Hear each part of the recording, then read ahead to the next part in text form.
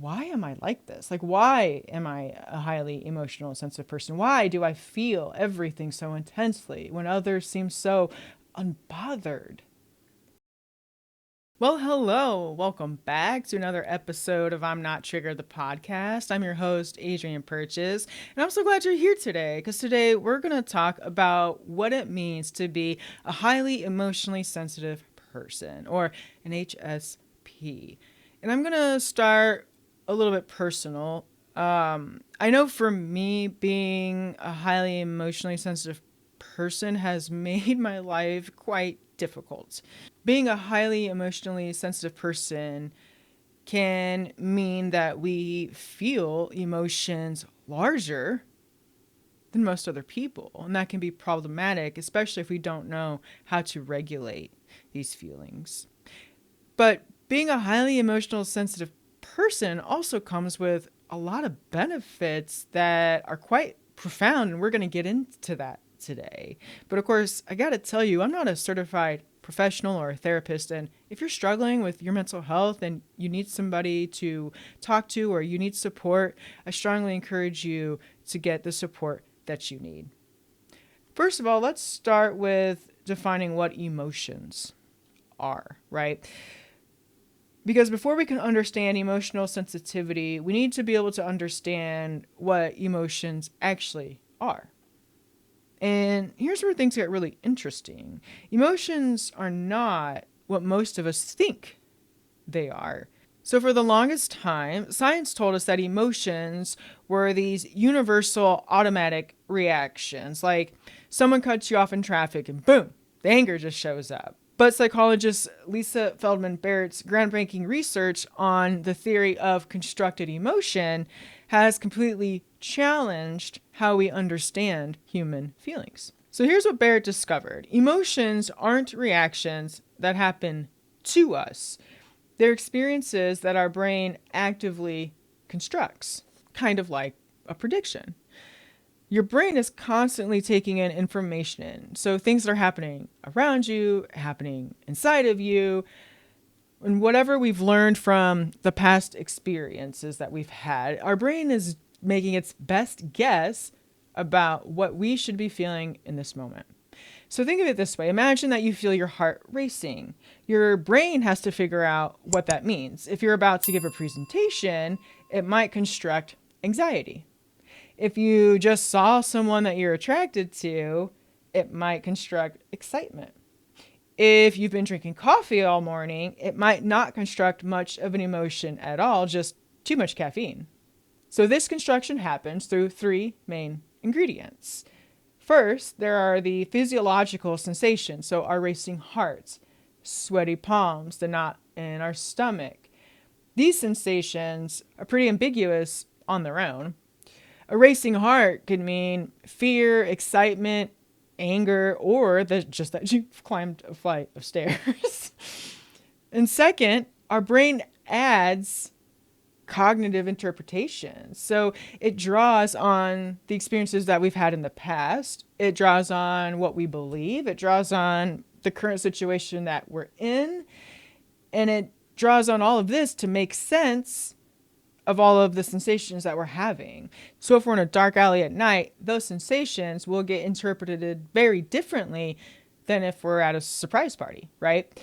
So third, there's the cultural context and these emotion concepts that our language and our culture have taught us, they become categories that our brain uses. So this is why some cultures have words for emotions that don't exist in English, like the Danish hike or the Portuguese saudade. I don't know what those are. Having more nuanced emotion words actually allows you to experience more nuanced emotions. The word love in the English language, we use that word for everything. I don't love it for you. You know what I mean? Oh, I love that. Oh, I just loved it. I love you. Oh, I love you, bro. It's interesting how the language that we use helps us construct the emotions around whatever it is that we're engaged in the moment. So here's why this matters so much for emotionally sensitive people. If your brain has learned very vivid emotion concepts, maybe through a lifetime of intense experiences, it might predict intense emotion even for subtle clues. And if you're someone who's aware of those physiological sensations, your brain has a lot more raw material to work with when constructing emotions. And this is actually really empowering because it means that emotions aren't happening to us, right? It means that we're an active participant in creating the emotions that we're feeling, which can be a little frustrating. Think of it this way. When you go through a breakup, you don't go to the Spotify or the Apple Music or whatever and type in best love songs in the last 50 years, right? What you don't want to hear is how much somebody loves somebody else. What you really want to hear is I Hate the Misery by Hailstorm, right? Like that's what you want to hear. And by doing that, we help create the emotion of anger, which we need. If we're going through a breakup, if you don't want to go back to that relationship, your emotions will tell you you want to go back to that relationship. But when we understand emotions are just a construct of a situation and other sensations, we can then logically, with our wise mind, assess and say, do I want to reach out to my ex? No, I don't, because I don't want to go back to the relationship. I'm feeling heartbroken. Of course I'm feeling heartbroken. I'm going through a breakup.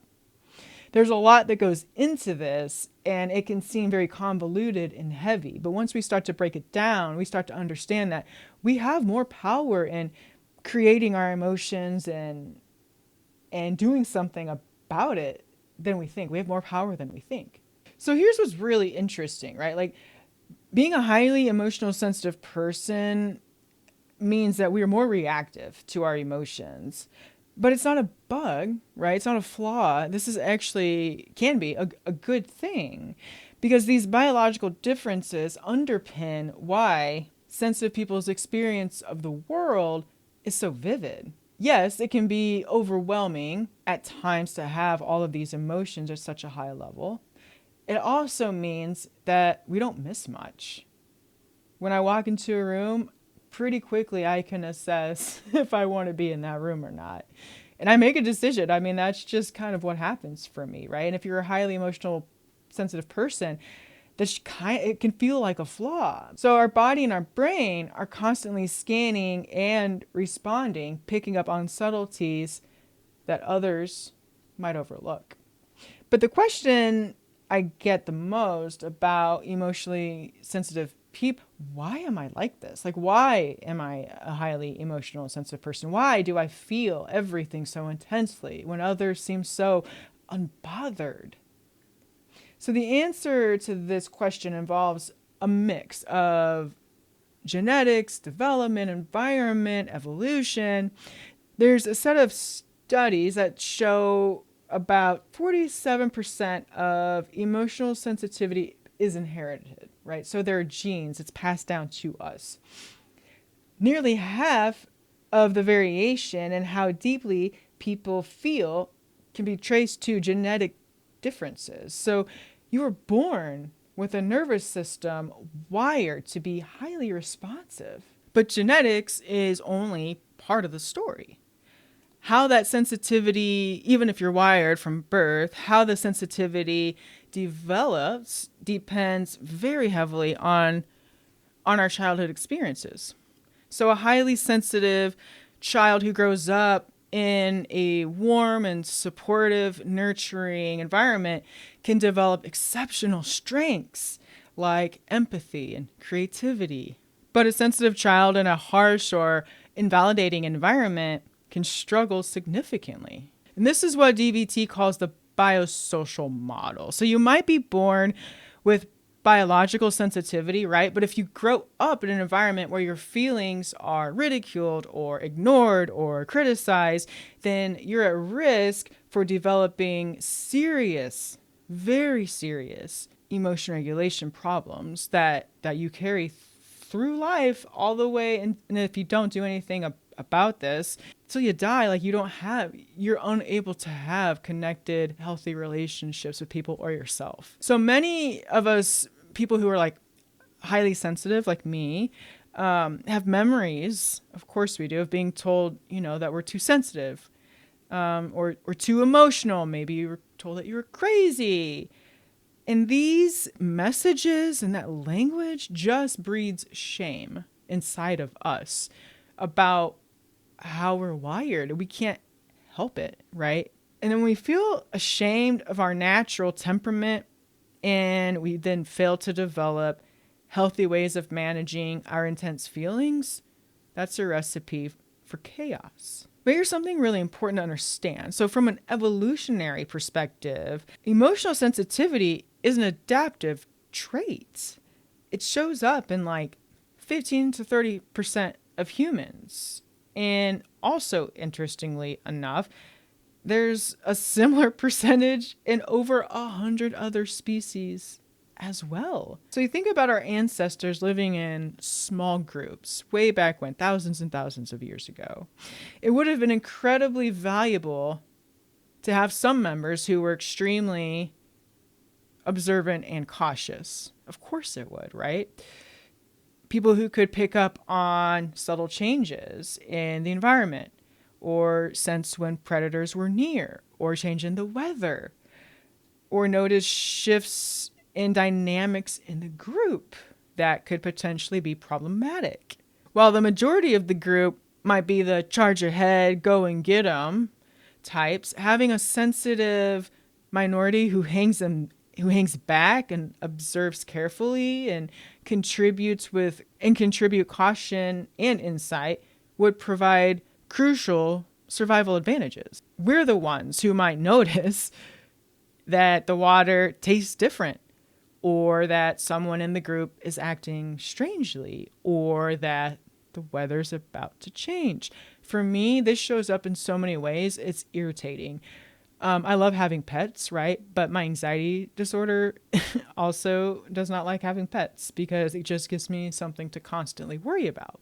On top of that, being a highly emotionally sensitive person means that I'm constantly looking at the animals and seeing if something is wrong.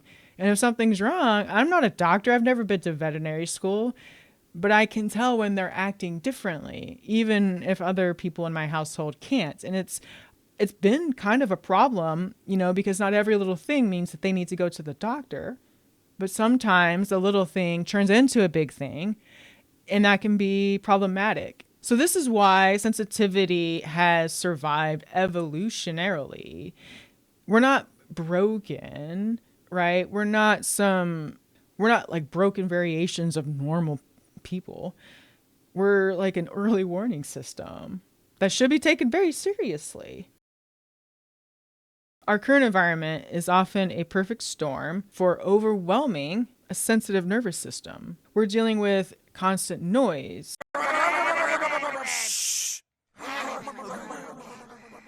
crowds, digital input, multitasking, basically sensory overload anytime you leave the house on steroids. What might be merely tiring for an average person can be completely draining for someone with high sensitivity like me. That's why I go to the gym and I go to the store and I come home. I don't typically like go to the gym, go to the store, go to another store, and then film 4 videos. And like, I don't have the literal capacity to do all of the things. I pick up on so much energy when I'm outside of my home. It can feel very, very exhausting, right? So like for you, if you're a highly emotional, sensitive person, like an open office environment that others find energizing could leave you feeling completely exhausted by lunch. Going out to a few stores or the shopping mall that's merely crowded to most people feels like a sensory assault to me. Like that's how I feel when I walk into Walmart most of the time. Walmart is pretty scary. Even positive stimulation can be really overwhelming, and that sucks. Like I might enjoy a party with my friend for an hour or two, but then I desperately need to retreat somewhere really quiet for quite a while other people are maybe just starting to show up and get warmed up and have fun. And research has confirmed this. So there are studies on workplace burnout, for instance, that show people high in sensory processing sensitivity report higher levels of exhaustion and disengagement on the job. Their stress response gets overactivated in high stimulus settings. And without sufficient downtime, they're prone to burnout. And then there's the empathy challenge, right? Because we feel our emotions so intensely, we're often incredibly attuned to what others are feeling. Now, while empathy itself is absolutely a strength, it can become a liability without proper boundaries. As a highly sensitive, emotional person, we might absorb other people's emotions as if they're our own, leading to what's called compassion fatigue. But I think the biggest challenge is the social stigma. We live in a culture that often equates sensitivity with weakness. How many times have you been told to toughen up or get a thicker skin or stop being so sensitive? And these messages, they're not just painful, right? They're deeply invalidating and can make us doubt our own experience. And men face an extra layer of stigma. Anyone who identifies as male in our culture, right? Because male sensitivity contradicts traditional gender norms, but all of us, regardless of gender, have probably hidden our feelings at some point so that we would fit in or feel safe, right? Which ironically makes our mental health worse because suppressing our emotions doesn't actually make them go away. And this invalidation from society is especially damaging because it makes us question the legitimacy of our own experience. And how shitty is that? To be gaslit about your own experience because society is uncomfortable. And so we start thinking, maybe I am being too sensitive. Maybe I am ridiculous for feeling this way. Maybe I shouldn't be angry. And that just compounds our pain with shame. And if you don't trust yourself, you have self-doubt, the shame it just expands. And it's a gross cycle. It's hard to get out of. But here's where I want to shift the perspective from all of the poo-poo negative into why it's a good thing to be a highly emotionally sensitive person. So first there's empathy, right?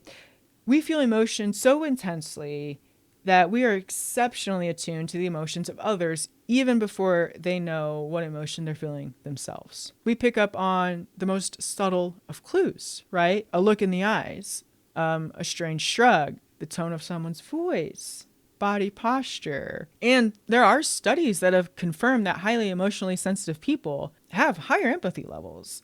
There's brain imaging, right, that shows when sensitive people view others' emotional expressions, they have a stronger activation in mirror neuron networks and the emotion processing regions.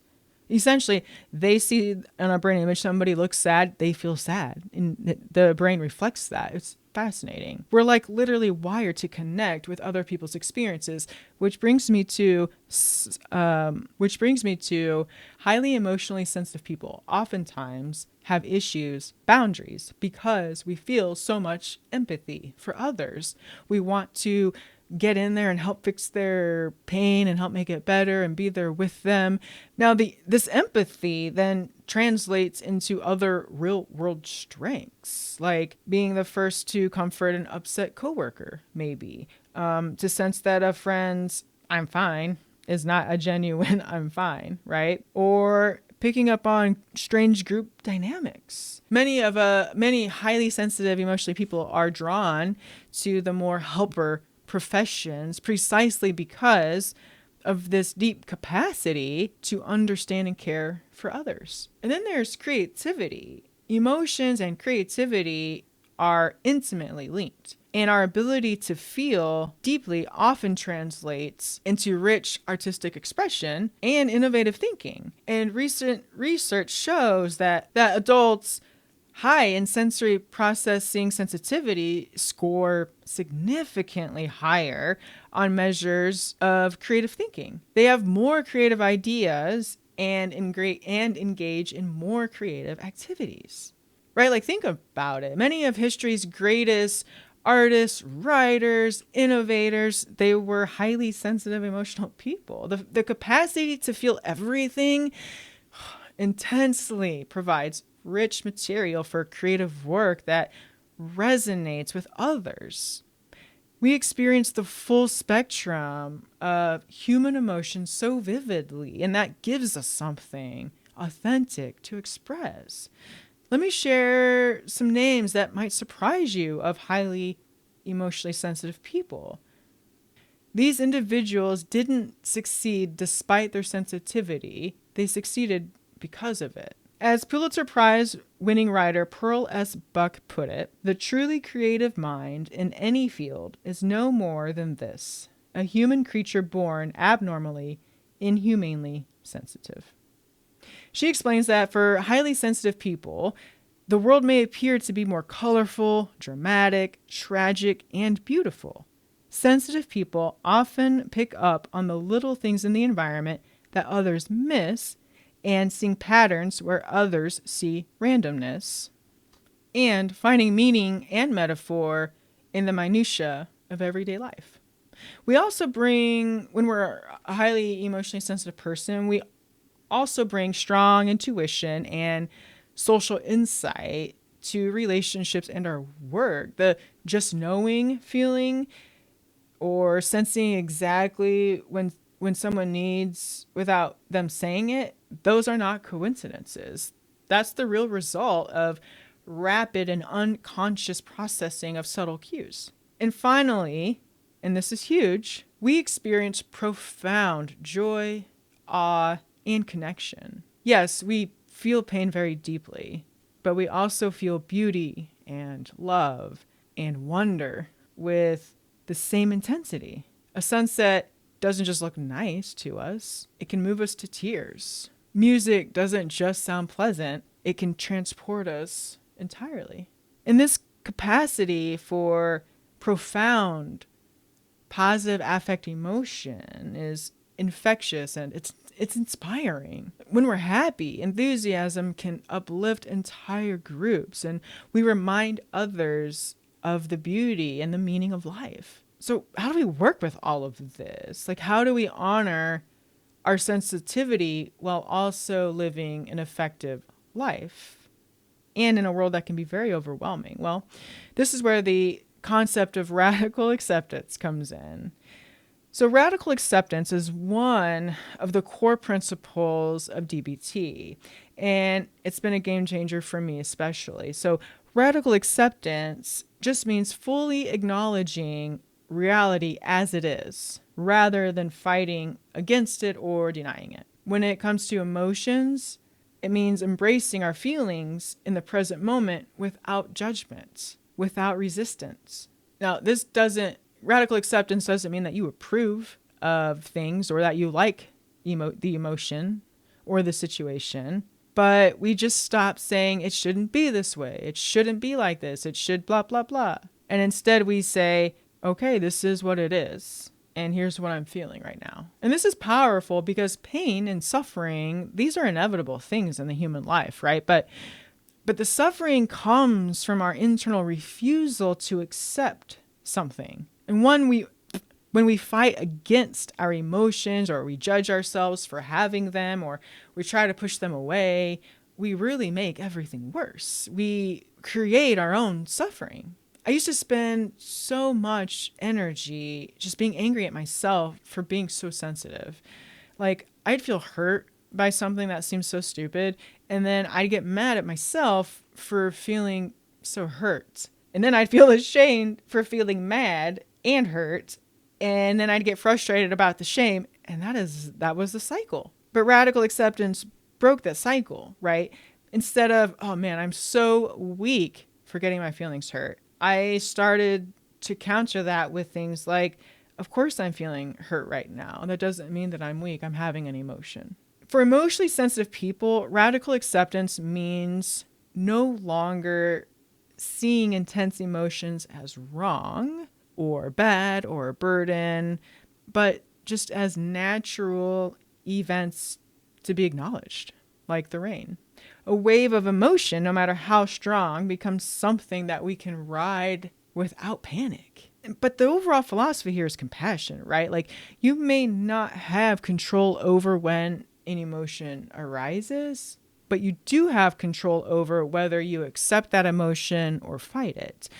And counterintuitively, accepting emotional pain often makes it easier to bear, while rejecting the emotion usually magnifies the pain.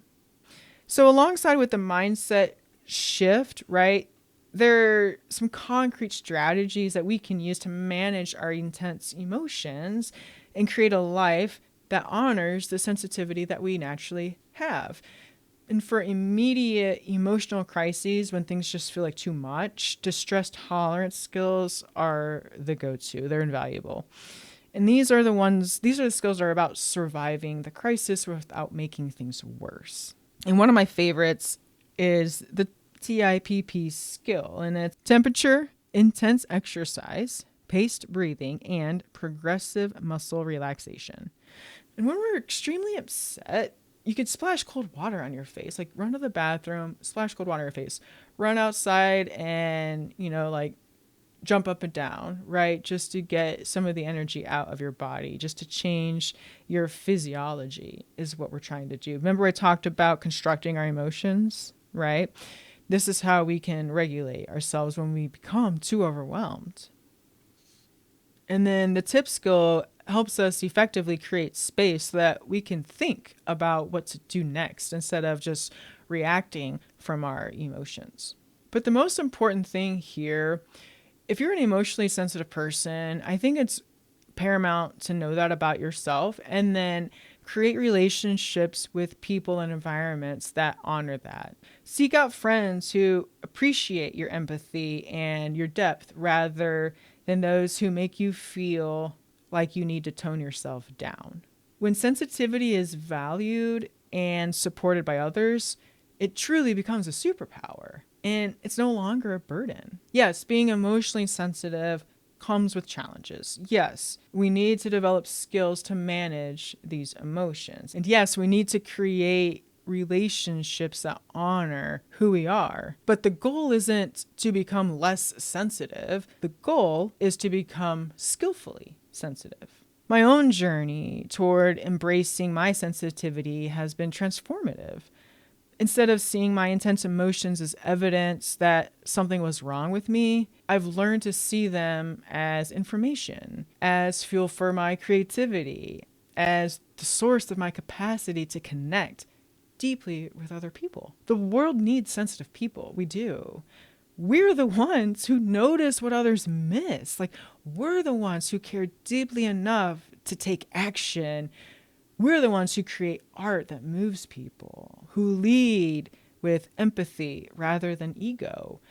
We're the early warning system, the healers, the bridge builders. Your sensitivity contributes to a richer human experience. It doesn't take away from it, both for you and everyone around you. When you stop trying to be someone you're not and start honoring who you are, you don't just improve your own life, you give others permission to be authentic in theirs. So the next time somebody tells you you're too sensitive, I want you to remember that there's no such thing as being too sensitive. There's only sensitivity that is either understood, there's only sensitivity that is understood and supported, or sensitivity that isn't. And you have the power to choose environments and relationships that celebrate this beautiful part of who you are. That's all I got for you today. I hope that you learned a little bit about what it's like to be an emotionally sensitive person and how to navigate these big emotions that kind of can take us for a spin. Let me know what you liked. I'd love to hear from you in the comments. And of course, you can check out my Substack, and that link is in the description below. Thanks so much for hanging out with me today. Till next time, take good care of yourself.